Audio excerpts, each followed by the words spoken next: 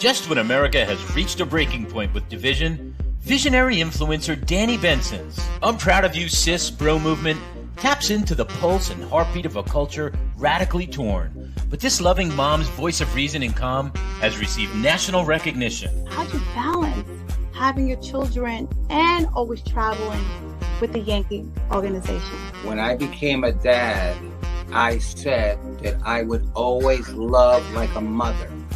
I feel like I have to hide certain things or act a different way because I know some people or some kids. So join Danni Benson as she celebrates her special guests on her show and highlights their gifts and contributions to our world.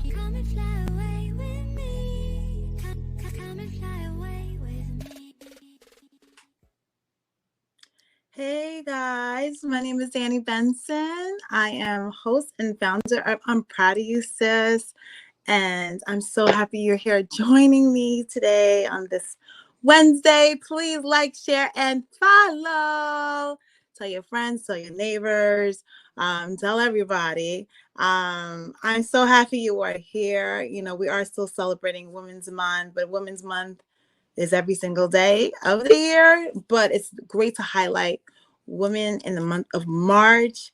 My show, I'm Proud of You Sis, focuses mainly on empowering women and giving their flowers to women that we might not hear about every single day, but they are affecting our community so impactfully that I want you to know their name and I want you to know who they are. So sometimes we do have I'm Proud of You, bro. So if you have any men that you want to highlight on I'm Proud of You Sis, please let me know.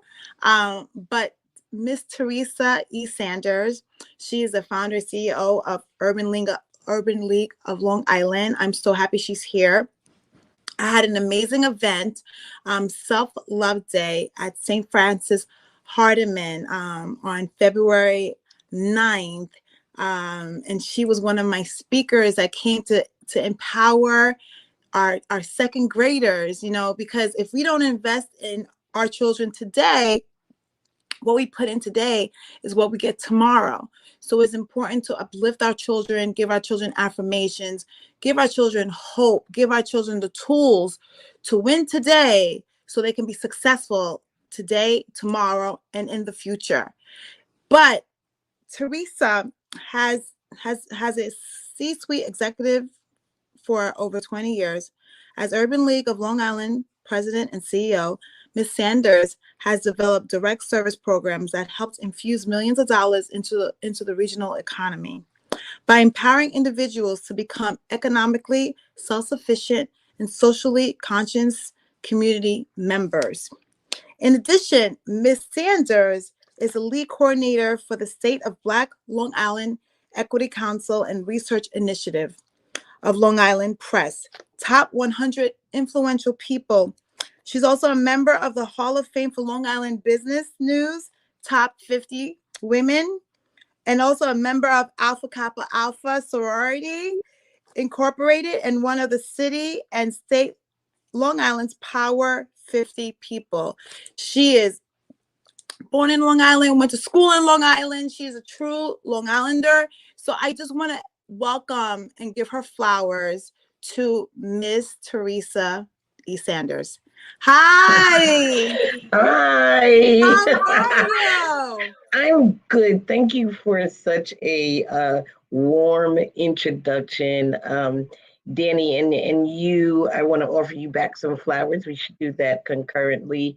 I was excited when we had that little meetup in February at the elementary school, and it is warming to see when we can come together as sisters and as a community to make sure that we uplift that next generation. But just one point of facts of information about me. I was not born in Long Island, and that is part of my legacy story. So tell me. Yes, so I was born in Harlem, New York, the Mecca of the world, I like to call it. And when we were young, my father was a New York City police officer, and then he joined the military. And that was our introduction to Long Island. We actually moved out here, and I lived on the military base in Nassau County. Which military base was that? It's called Mitchell Field. It is now like, I believe, a condo complex. I don't know if they even still house military families there, but that was a extremely diverse experience because you had a lot of families who were military families, all different cultures, races, living in a Long Island, in the heart of Long Island. And that was in East Meadow, which the community around the base was not very diverse. And it was an experience coming from New York City and then coming to Long Island. So I have a lot of fond memories of the transition, which was, during the 60s at the height of the civil rights movement and moving to an area that was pretty much segregated. And I think it shaped the work I do today in terms of the Urban League as a national movement advocating for racial equity and diversity, having models of what we went through as Black people in America and using some of those models with new immigrant groups that are coming. How do they adjust? How do they fit into the American dream and improve their family's quality of life? So I love what I do. I've been doing this for years. But people ask me all the time, so would you ever do anything else? Danny, I don't know. I don't know if I would get as much joy, meet people like you that I meet. And it just warms my heart that, for all that we're pouring in, there is a next generation coming. And I have great hope for them. I saw your two little girls, and it just warms my heart that that's what I'm talking about. Working mom power, where I go, my kids used to go. And so, I look at them now. My children are grown now, but I look at that, and that's how they learn, Danny. Yeah, that is how my kids are learning everything, because I usually have to take them, especially when it's the weekend, because it's hard to find childcare on the weekends. Because everyone always focuses on Monday through Friday, but when you're an entrepreneur, it's 24 hours, 7 days a week, and childcare is very expensive these days. I don't know how my parents did it, but my parents told me that it was a lot cheaper back in the day. But I commend any woman or men, of course, who has to put their kids in childcare. Sometimes it's more than your mortgage or your rent. Yes.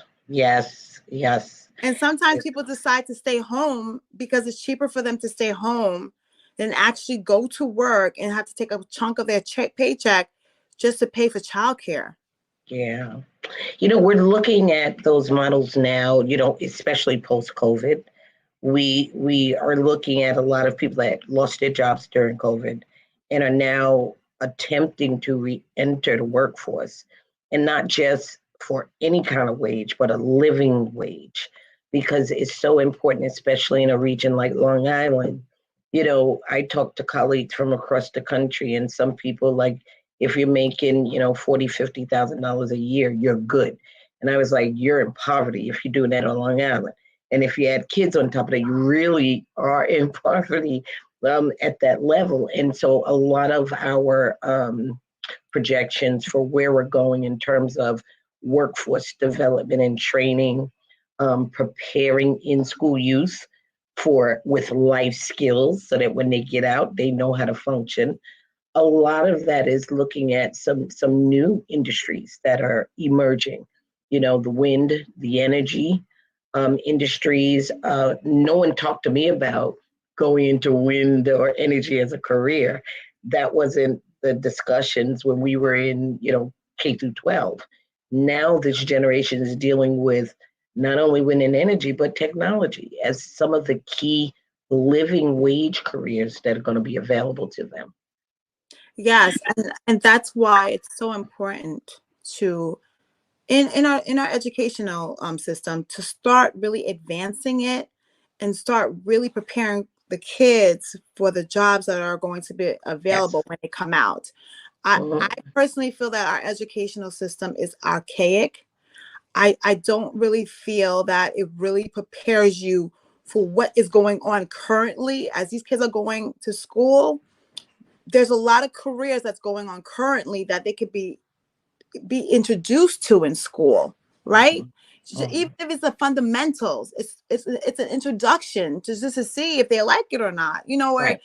or just to give them the knowledge, because they might end up falling into that career, so they have at least a little background of it because they've been taught it before. Mhm. And so I feel that what we have to do with our new kids, especially they're very computer savvy, Yes. they're on the internet. Mhm. I feel like they're little computers as soon as they get out of the stomach. Because I watch little girls flipping the phone, knowing where the app is. So it lets you know the Yep. capabilities of what kids can learn, Yes. Yes. Yes. right? So And I that's up think to us now to design systems that they can grow and develop in. And you hit the nail on the head. We have a 19th century education model for 21st century kids. Something is not adding up. And when I say we, the adults who are the designers of these systems have to kind of catch up to where our young kids are at and give them the opportunities to grow and develop in these new industries. you know what it is. We have to give our kids a fighting chance. I mean, and that's all kids across the board. I believe in the investment of all of our kids, not just some. All of them should be poured into to give them the fullest opportunity to actually succeed and be successful in this country. You Yes. know, and I know we have a saying of no kid left behind, but I don't want a kid to advance if they don't know the work either. And Right. I see, Right. and I honestly, I see a lot of that. Like, so I'll be honest with you. I used to like go and see kids hanging in a corner, and I used to be like, why are they hanging in a corner? What's going on? What's going on? But a lot of these kids, I realize, don't know how to read, Mm-hmm. graduated high school, how they're supposed to go fill out an application. Mm-hmm. They don't have they don't know how to do an interview. Mm-hmm. You know, Mm-hmm. like the comment, the things that come easy to us as adults because we've experienced it so much that we know how to do it. Think about a 16-year-old. They've never done an interview before. I mean, so you have to start teaching kids current skills that is Mm-hmm. going to affect them now for them to achieve. Because if their confidence is not as high, of Right. course they're just going to be hanging out because they don't feel like Mm-hmm. they can even talk to someone or talk to an adult and explain who I am, what I like, what I'm good at, what I'm not good at. Well, that's part of, the environment. They're growing up in a technological environment where you could type something grammatically wrong and the technology will correct it for you. So you don't even have to like have critical thinking skills or strategically try to figure out, is this right? Your technology will do that, and it has disarmed a whole generation. I was in a store and the computers went down and you had to see the kid with a long line struggling to try to count change because the machine tells him how much change to give back. Now the machine's not working. He's got to figure out, oh my God, I got to count. And it's like, take your time, use your fingers and your toes. You can do this, but the lack of confidence that Yes. they'll do it and get it right, it makes them shut down. A lot of the kids, that you describing, yeah, you see them on the corner because they lack the confidence, but they could stand on that corner and I used to tell my son when he was young, he didn't want to read, right? But he could play a video game. He could read the instructions on how the video game works. He could know all the characters' names. He could figure out the strategy of the game, everything. But he didn't want to read a book. And I said, it's transferable skills. I used to tell him, if you can read the instructions for the game, I know your brain is working and you can read this book. You're just Yes. shut down because it is a book and you feel you shouldn't have to do it. But you know what it is? You know what it is too? I feel that even with my kids, just trying to get them to read, um, the kids need to be engaged. This is Mm-hmm. a generation of engagement, Mm-hmm. right? So reading a book to them is just boring because it's not engaging to them. When they're on the computer, I tell my kids all the time, so you can sit on this computer for 8 hours straight and not be tired, not be bored, and be engaged. But when it's time for us to like go do schoolwork, Yep. oh, I'm tired. Oh, this is boring. I can't do. I'm like, I've tested you. I've watched your whole weekend from 7 to 7 just to test your stamina. Like, you're like this, like engaged. Like, and didn't stop. You went for a bathroom break, said you were hungry, and went back on and did it. And then when it's schoolwork, it's like, that's why I feel that we have to update our educational system, because our kids are intelligent. They're just not being motivated to want to learn the stuff. Yeah, and and I don't want to keep harping on technology, but you think about TV to the technological eras to now everything is in their hand in a phone or on a tablet. That's stimulating. Even when I was young, watching TV, you see a show, you see a commercial, and everything happens in 30 minutes, right? But that's not real life. So you grow impatient because why do I have to go through a whole school year of learning all of this stuff? And because it prepares you for the next year, which prepares you for the next year. But it just seems like such a long time, because when I see it on TV or now with these kids, my nephew watches, I don't even know what these shows are, but it's like families going through simulations of activities. They're running in their house, they're cleaning the kitchen, the dog is barking, but everybody's moving. And I'm like, I keep asking them, why is this so funny? If they're doing normal things, but it's just they're running around real fast. I said, I don't get the joke. Like, why is it funny? And I think it's the activity, like it's moving fast. That's what they're attracted to. Get me to the end result fast. And then let me move to the next thing fast. And let me move to the next thing. And I'm not sure how we slow this generation down, because that's not real life. Real life doesn't move that quick. Or maybe when you're young, you want it to, but as you get more mature, you want to slow that clock down a little bit and enjoy the environment that you're in. Like, enjoy the moment. They don't know. And I keep telling my kids all the time, please just enjoy this moment. Stop trying to like fast forward it, because they need to be stimulated. Right? Because the moment to them seems like it's very slow. So it's just, so they're like, I'm like, but enjoy it. You're in here right now. Just enjoy it. So it's just, we have to find a way to speak to this new generation. And sometimes we have to talk in their language, because sometimes they are more advanced than us. Just the fact that, my kids are doing, Roblox, which is a big thing, because it's part of the metaverse that everyone's talking about. They buy the clothes, they shop, they shop, they're doing everything in the computer. It's them, but they're actually in the computer. Right? And that's where our kids' heads are right now. They're very intellectually savvy. Even if they would do math problems, even if they would learn the 13 colonies, because my kids are learning 13 colonies right now. If you simulated it into a computer where it's moving and you see New York come into play with the people and the shit, I think they would learn it so much better than just looking at the chalkboard. Right. Learning from the chalkboard is so archaic. Like kids' attentions. That's why kids have, a lot, and especially a lot of kids right now are being diagnosed with ADHD. Meaning very hyper. They have to be on Adderall or other medications, stimulants to just, calm their like hyperactivity in their brain. We'll move on to something else, but it is important for us to talk about, especially with AI coming to play. And we have to start preparing our kids for AI, because the jobs that they think that they wanted to do, if AI is going to take over that job, then they have to find other options of what they would want to do. Because if a robot can do it, most corporations are going to hire a robot because it's going to be cheaper. They don't have to pay life insurance. They don't have to pay vacation. They can work 24 hours. So we have to now transition our kids into areas where AI is not going to affect them getting a job too. Right. Well, we're almost coming full cycle, Danni.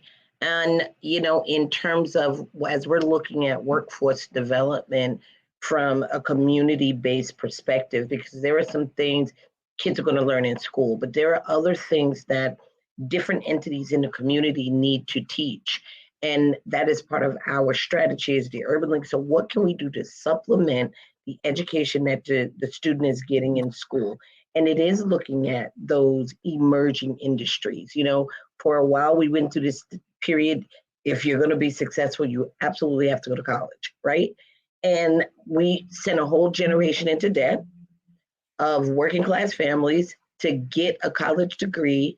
And now we're seeing the results of that, which is there's a whole generation of people Exactly. Paying a mortgage, right? paying a mortgage at 21 years old. And that's not really what they really want to do in life, because at 18, you don't even have the experience to know what you really want to do for the rest of your life. And you end up in even more debt, right? So now we're looking at industries that we've ignored. We're looking at, plumbers, who everybody's still going to need a plumber, right? You're looking at carpenters, electricians, all of those things. And now it does have a more modernized element to it because of technology. That like I had a guy come because he had to fix my burner, in my house, my oil burner. And the assessment devices, the technological assessment of what is wrong with that thing, what's wrong with your toilet, what's wrong. They're using technology now. They're not taking the whole thing apart and sitting there and looking at each part. That's a waste of their time. They're using technology. Even an electrician, he's coming through. He's not breaking down the walls. He's coming through with this technological gadget to tell you, oh yeah, okay, so this is the fuse that's out and it's broke right here in your wall. Like there is another element of training, and we need to give dignity to those jobs. First of all, those jobs can't be transferred out because they need to physically be there.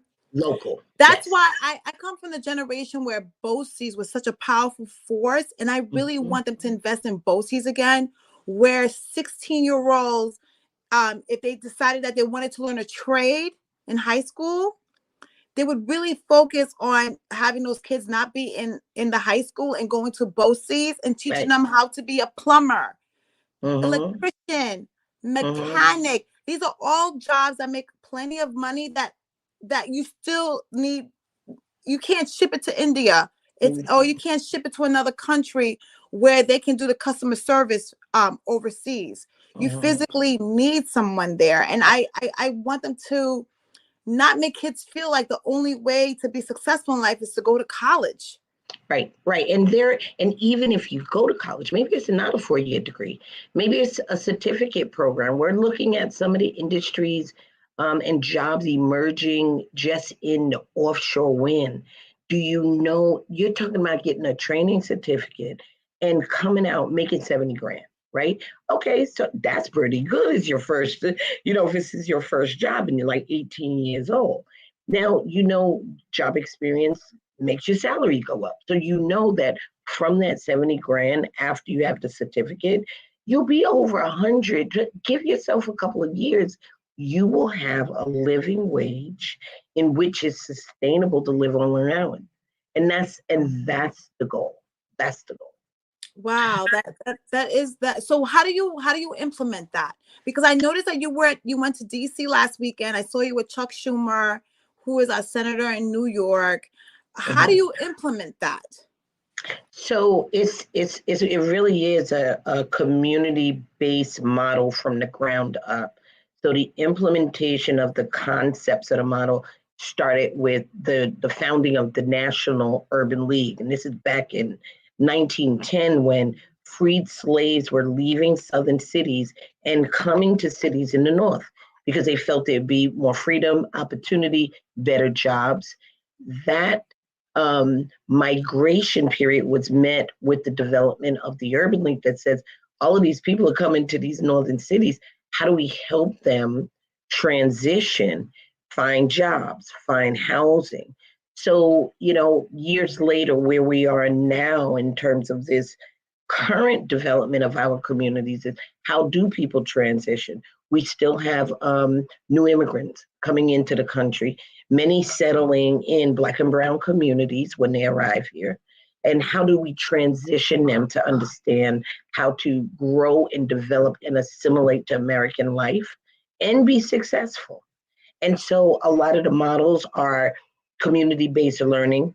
You and I just chatted about that. For a person that doesn't understand math, but they have to go to the grocery store to get food, you have to understand math. Eventually, you're going to have to exchange currency or a debit card or whatever it is for your goods and services. So it's not like, okay, well, you don't have to go to school. You do have to have life skills. So our implementation model for services to the community is not only the hard skill training, it's also a life skill model. And that design came from years ago when I think it was probably by the Second World War, there were a lot of young people joining the military because it was an employer of last resort, right? If you couldn't get a job anywhere else, go into the military. But what the military was finding is that the literacy skills of some of these young men joining the military was horrible. They couldn't read maps. They couldn't really follow instructions of the leadership in the military, and that's dangerous because the military is there to protect the right, whether it is in a foreign nation or you're doing something here at home. So if you're not literate, it's going to be hard. So there's a very basic skill that they implemented, and it functioned around experience-based career education. You want somebody to learn something and learn it quick, right? We don't have a year to teach you, because things are moving quickly. But I need you to understand the concept of math. You may take that kid, and what we used to do, let's go to the grocery store. We would physically take groups of kids to the grocery store with Monopoly money. And the grocery stores were very good about this experience-based career learning because the kids would shop, they'd write their list.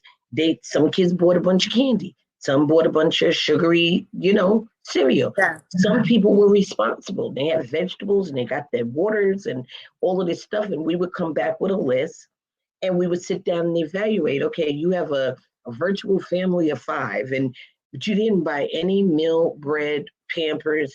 You bought sugary cereal. And how is that going to feed the baby you can't chew or whatever? So we simulated learning. And it was based on the experience. We would teach math we took a group of kids to a hockey game, at Nassau Coliseum. And we said, you have to figure out the scores and maintain scores for each team. Hockey games, basketball games. It taught them the importance of math by them having an experience. So therefore, when you got in class, the same math you would do for figuring out how many shots that basketball player made and what team was winning the game, it's really the same math your teacher is trying to teach you. But I think you mentioned it earlier. It's in a sterile environment when you're in the classroom. So you psychologically shut down because you feel like, oh, this is going to be too hard. But if I get you at the basketball game, which you like, you're calculating all this stuff in your head. When you get them to realize that you're using the same exact brain tools, all of a sudden they have an aha moment like, oh, I'm not dumb. Because they do feel that, after a while, another kid's tease or whatever, they feel they can't learn. And if we give them that power by experience that they can learn, it opens up a whole new world for them. Well, for Optimum viewers, thank you for joining. I'm proud of you, sis. For our live viewers, stay on. We'll be right back.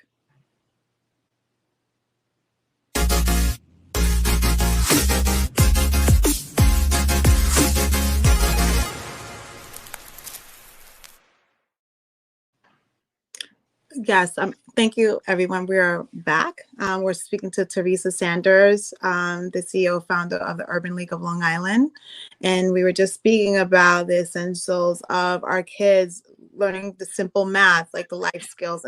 And that's why I feel that school should be more about life skills than it's great to know our history. I'm not saying we should know our history. It's great to know why things are from then to understand why they are now. But in this world that we're living in, I think what makes kids really successful is for them to have the confidence to know once they graduate high school, can they survive? Yes. Can they do a checkbook? Do they know what credit card is? Do they know what it is about to get a mortgage? Do they know how to do a job interview? Do they know how to budget? We can't even say checkbooks anymore because we don't do checkbooks anymore.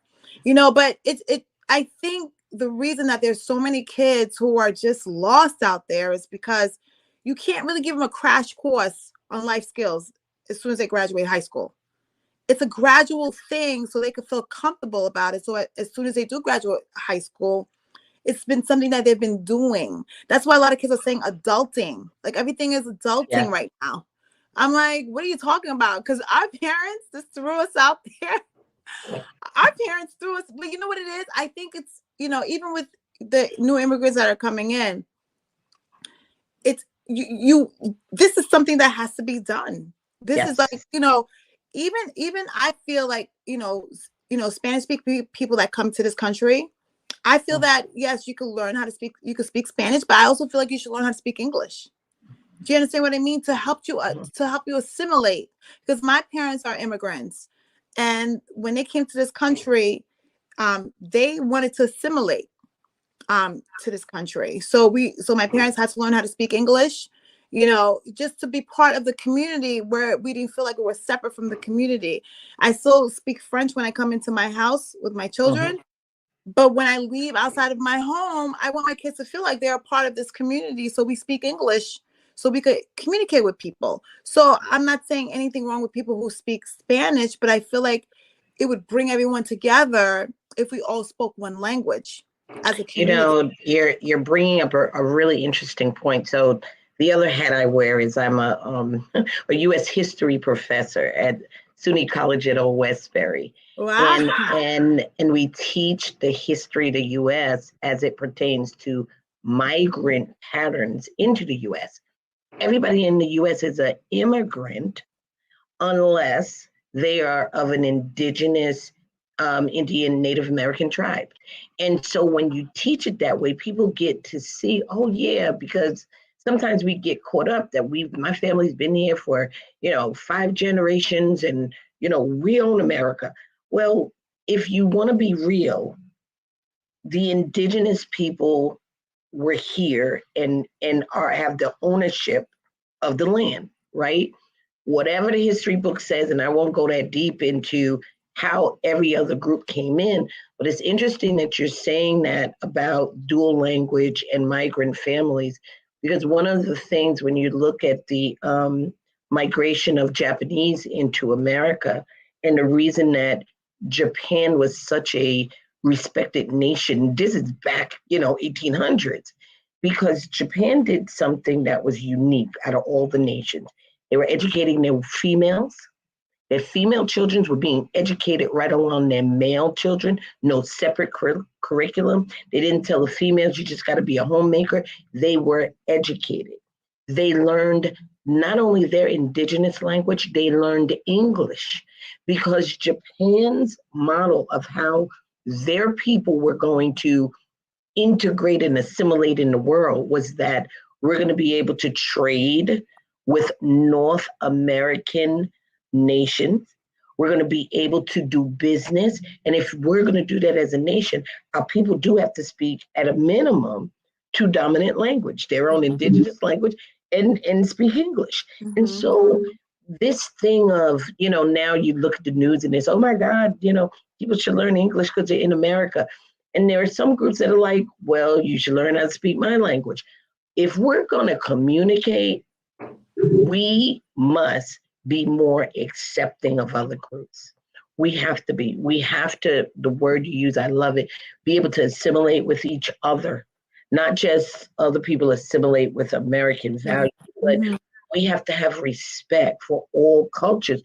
This next generation is growing up for the very first time in a global community. There is no such thing that you're just going to grow up, work in your town, or maybe work in New York City. You might grow up, graduate, and go work in Dubai, or you may want to work in China or Japan or in the Caribbean. I mean, there are global aspects to work these days. And that I feel we're missing in our educational systems because we are not so closed off. We're part of a global community.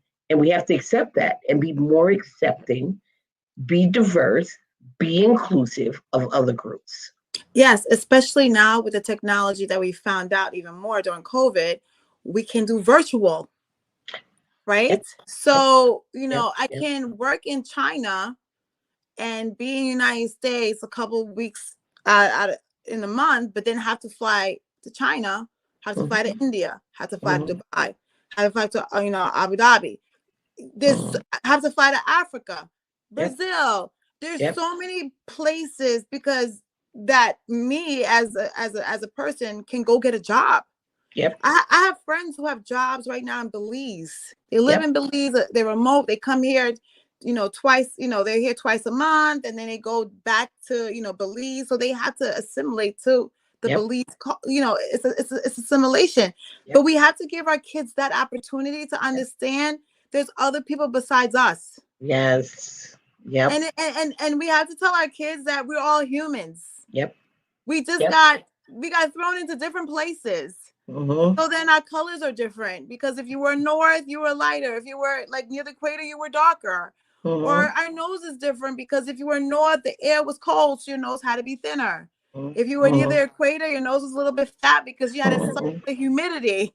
It's really all evolution as to why we are really different.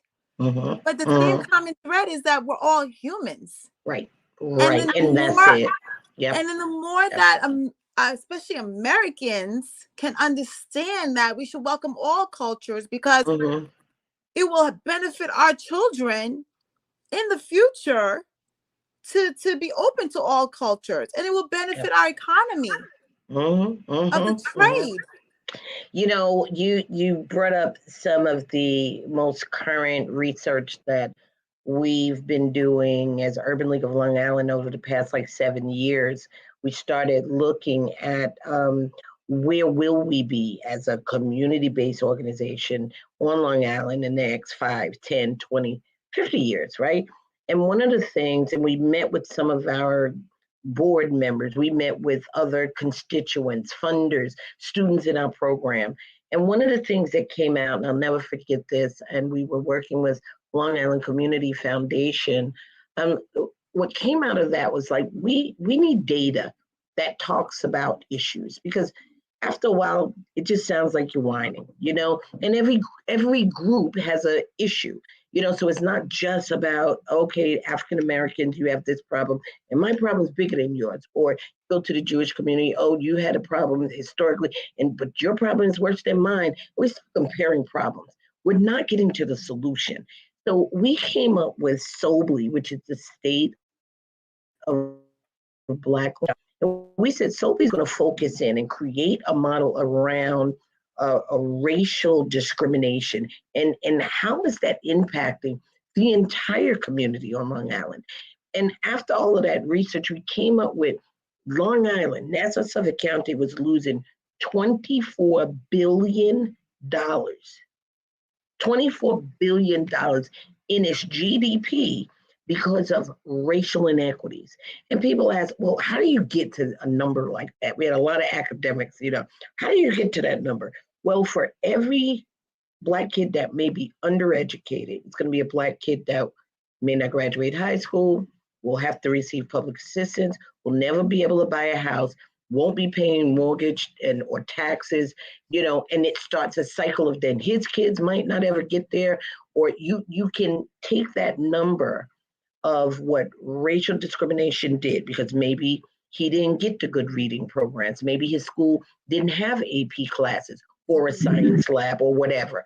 The underfunding of the communities will impact all the kids. So it's not just there's one kid that can't learn. No, but the lack of resources and investment impacts the whole community. So we had researchers work with Policy Link on that data collection and calculating the cost. That was a huge cost. And it wasn't that the 24 billion was just being lost in the Black community. The 24 billion, I rounded it up, was being lost in the region. That's the families that now can't go out and go shopping. They're not going to buy the house. They can't, take a vacation or go to Splish Splash or eat at Applebee's or whatever. They're not spending money because they don't have it. And so we're getting ready to redo that data. We're relaunching. I will invite you to the relaunch in June, because we're updating those numbers, because we're saying, so where are we post-COVID?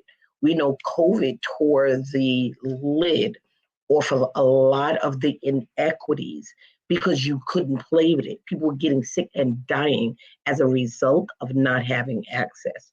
And when you look at when, we first started trying to figure out how to respond to the pandemic, you had situations where, if you decided to open up a testing center at Jones Beach, if I don't have a car, how am I getting to Jones Beach to even get tested? It's health inequities. There was no hospitals located in predominantly Black and Brown communities to respond to the crisis of COVID. For a lot of people living in those communities, they don't have Whole Foods or the big supermarkets in their communities. They have small stores or delis and bodegas. And if you had to get a can of tuna because the shells were dry, that same tuna that cost $2, well, it's $10 now in your local deli. It was crazy. Mass, cleaning supplies. So I'm hoping that, we're doing a lot of the number crunching now, but my thought process personally, as we start looking at the impact of all of this post-COVID, it's still going to be scary. And it's still going to show that we have a lot of work to do. And my goal, Danni, when we work, and very often people will say, well, this is only about Black people. And I say, whatever model is designed to impact improvements in the Black community are models that can be used for any underserved community group. It could be applied to veterans. It could be applied to displaced homemakers. It could be applied to new immigrant groups coming to the country, because that's exactly what we did during the Civil Rights Movement. Martin Luther King, his policy and example of peaceful demonstration was a model used from Mahatma Gandhi in India. When British colonized India, Mahatma Gandhi said, we're going to do peaceful protests. Like, we're not going to go out in the streets and fight. Martin Luther King took that model and brought it to America. These are replicable models that can be used to improve the quality of life for any particular group that feels that they're being underserved. And so look out for our new Long Island equity report that's going to be coming out in June. And I will invite you. We are going to have a full launch event, probably somewhere in Nassau County at a hotel where we can accommodate your viewers and other people from the community, because we would love your feedback, not only with the data that we're going to find, but now what are going to be the cures? What is each group going to do to make sure we improve where we have, economic disparities, health disparities, education disparities, injustice disparities? How are we going to address that? And I hope you're going to take part in that. I will definitely be a part of it. Thank you for the invitation. I am all for what you're doing. The thing is, I feel that our teachers, especially in this country, I didn't even know teachers in Florida make $45,000 a year. I feel that educators are the foundation of this country. Mm-hmm. I mean, of course, doctors are important, lawyers are important, I get it. But these educators are going to be the fabric of how successful your children will be in America.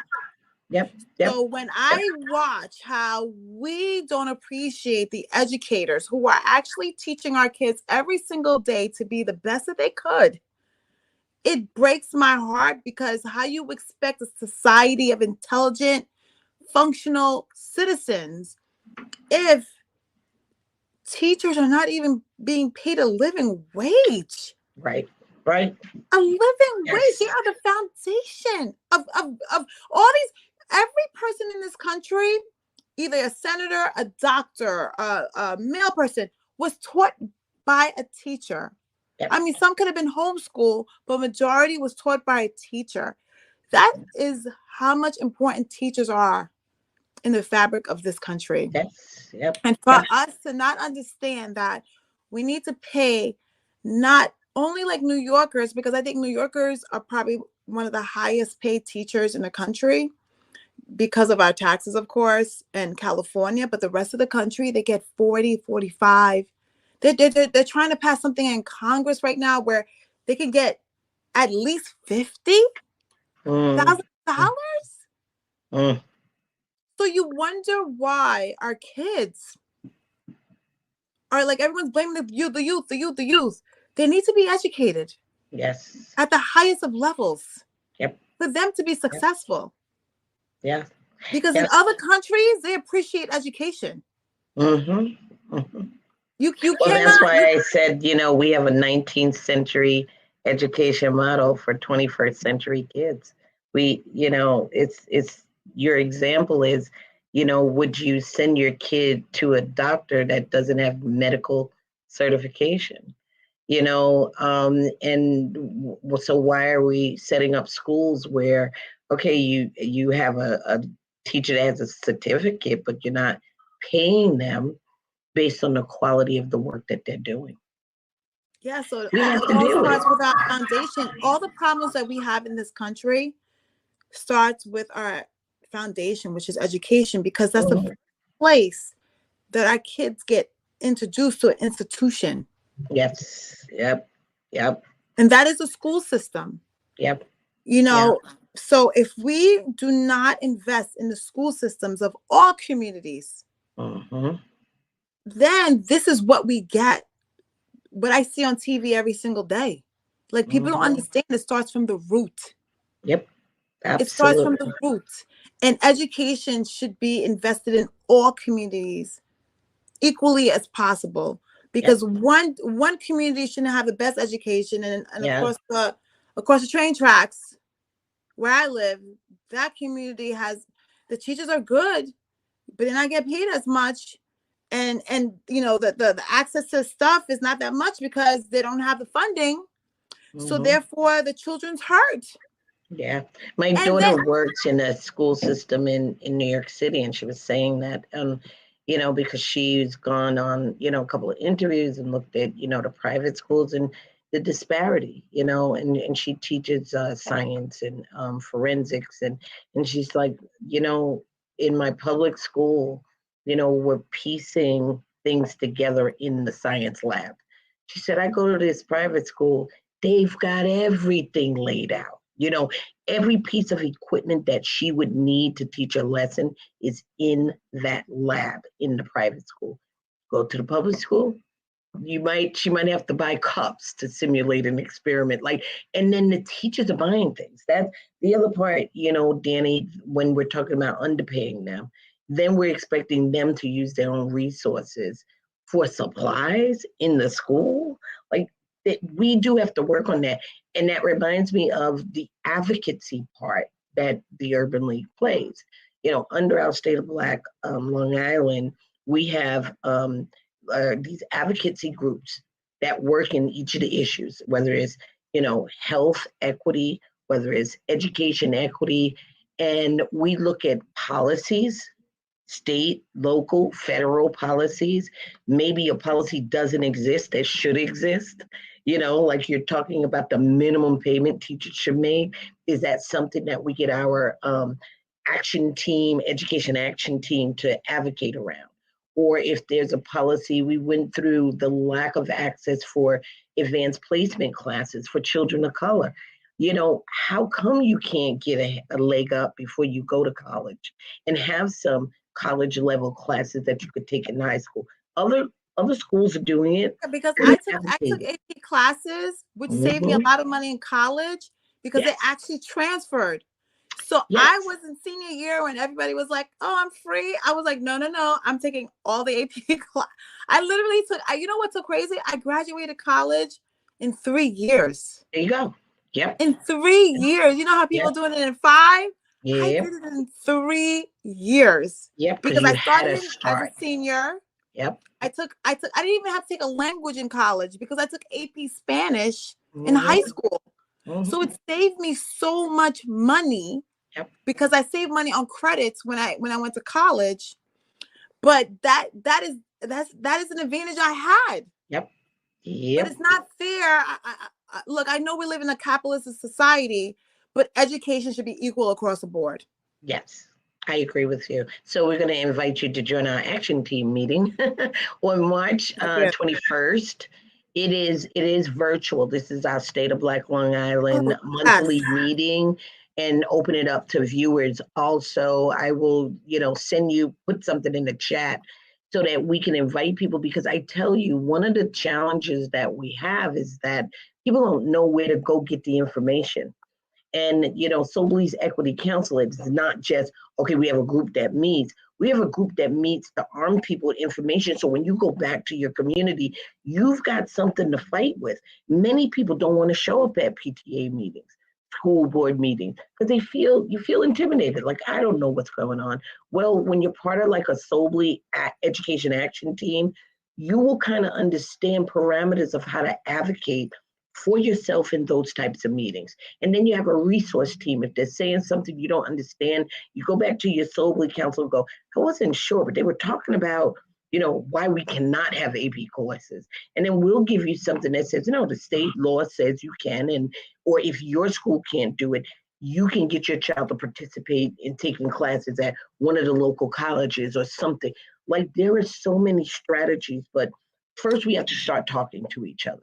Yeah, talking to each other. And I recommend everyone to please join the PTA, or at least go to the meetings to know what's going on in the school. And you have a right to speak, because your children do attend. Or if they don't attend, if you live in the community because you're paying taxes, you do have a right to speak. And also, I have to say, go to your school board meetings, because that is where the policies are being made. And a lot of people take that for granted.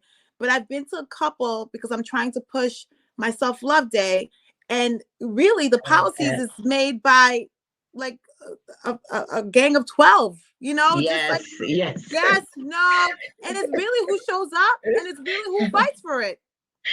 Yes, we did. This is like very current, because there was a community rumor that went around that one of our most effective school superintendents, Dr. Gina Talbert, her contract wasn't going to be renewed. And this all happened like in a week. It was like, wait, what? There's so much difference in that district. What did she do? Nobody could come up with anything she did, nothing, right? So the call to action was everybody just show up to the school board meeting, because eventually we'll hear whether this is something really valid or you hear that it's not anything valid. Mm-hmm. And so we all show up last night. And of course, I love Long Island and its meetings. So the public meeting started at 7. It was a little after 10 when I ended up having to leave. And then I did get a text message at around 11:15 that the vote was to extend her contract. But would that have been done if the room was empty, or if the same, quote, 12 people were making the decision with nobody watching? There was a lot of attention, and you didn't have to do anything. Show up and show that you are concerned. And that's the heart of advocacy. You don't have to be the leader, but you do have to be present. Yes. That's the key. Yes, that is the key. Being present, and being present to vote is the key. That is the key to this country, and period. That's why DeSantis is so successful in Florida, because his movement is, let's start from the grassroots. The grassroots is the Board of Education. You elect the key people that side with you in the Board of Education, and guess what? You get the policies that you want basically in the school. So when you want to get rid of books, hey, we don't like these books. And who's voting? The people he chose to sit in these seats. So guess what? The book is not going to be available. So there you go. So you know what I learned in my whole life? You have to be part of the political system. Mm-hmm. That is how you make change. You can march all you want, but if you're not going to march and have an action plan of being part of the political system, if they don't hear your voice, like, the people who are serving us that we vote for or don't vote for, they're going to do what they want to do. They go to the places that make the most noise. They go to the places that make the most noise. So sometimes in the Black and brown communities, when I know that they feel defeated, they're like, oh, nothing's going to change. I'm like, change starts slow. It's a small step every single day. That's what change is. So it might take generations to change, But if you don't do it actively every single day, it's not going to change. That's right. That's it. That's the part. And we started the show talking about technology and people's patience and our kids and how they want to move fast. But it's the same thing for some of our adults. You have to engage. You have to give your time. Nothing happens overnight, but it will change if you are consistent. And we need to arm each other with consistent skills. Not have one meeting where we're talking about one thing and then we change up the whole thing because people will stop attending. But we do have to teach that. We have to teach advocacy and engagement. That's not a course, but you learn that. You learn it from your parents. You might learn it in a religious institution. You might learn it on your college campus, but in some way we all have to be civically engaged if we want to make this world a better place to live in. And I dropped in the chat, the link for the Soberly meeting. It is virtual, so it's open to the public if, you want your audience to attend. And of course, we welcome you, Danni, to be part of any of our actions. Yes, please. Please let me be a part of it, because in the 8th grade, my 8th graders said I was going to be the first Black woman president. Well, first woman president. I was in 8th grade. I had the plaque in my room. My parents, I've learned advocacy like my whole, I don't know what happened with my parents, but they taught me. They was like, look, we have 3 jobs. We're going to teach you how to fight for yourself. So they taught me and my siblings, because my parents were immigrants. They was like, look, you're going to have to be the voice for you and your siblings when we can't be around. Yep. So they taught me how to fight for injustices. So even your goddaughter, LaQuetta Solomon, yes, we went to West Babylon High School, and we came up with a company called in 12th grade, because it was racial disparities, called SCOPE, Significant Contributions of People Everywhere. And we were only 16 years old, but we wanted our high schoolers, Black and Browns, our white communities, Irish communities, Italian communities, to not see Black and Browns as the enemy, but to see us that we are all in this together, because we're students. We're 16 years old. We want to have this great life. We all do. So we're not a threat to you. We're actually a bonus, because you get to learn things from us and we get to learn things from you, so we can advance together. So activism does work if you are consistent, and understand that if you get no's, you will get to someone that says yes. You just have to keep pushing. And as long as you're fighting for the right fight, it will happen. So I just want to say thank you so much. You're welcome, Miss Sanders. Oh my God. It is a blessing that you have come to my show. I want to give you your flowers, because you're doing so much amazing things for the community. So anyone out there, doesn't even matter what color you are. I don't want you to think this is a Black thing. This is a Hispanic thing. This is a people's thing. This is a humanity thing. And this is not a socialism thing, like the way they peg socialism. Everyone just wants the opportunity in life to have the best chance to succeed. Yes. And that's it. This is not like, we're asking for handouts. They just want to be on an equal playing field to have the best chance to succeed. And that goes for our children, young adults, and goes to the seniors. With dealing with, just with property taxes, and their seniors on a fixed budget of Social Security. We have to fight the good fight for the good. Absolutely. So thank you so much. I enjoyed being here, Danni. Thank you so much. And I will look at the chat, and I want to thank my producer for being patient with me. Yay, Bobby. Strong Island Entertainment Television. Love you. Thank you so much, everyone, and see you next Wednesday. Thank you. Bye-bye. Chamber.